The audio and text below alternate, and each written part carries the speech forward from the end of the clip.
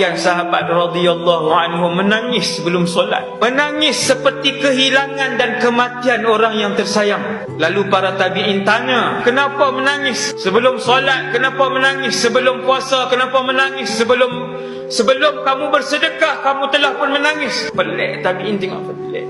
Jawab para sahabat radhiyallahu anhum, kami menangis kerana kami risau Allah tidak menerima amal yang kami lakukan. Tu sahabat tuan. Kita 35 tahun beribadah, tak pernah tadah tangan kepada Allah, tak pernah risau pun dalam kehidupan kita. Umur kita sudah 35, umur kita sudah 40 tahun, umur kita sudah 56, umur kita sudah 67, umur kita sudah 71. Tak ada masa pun untuk kita pernah risau dan mohon kepada Allah, wahai Allah, ibadah yang aku lakukan selama ni dalam kehidupan aku, wahai Allah, terimalah wahai Allah.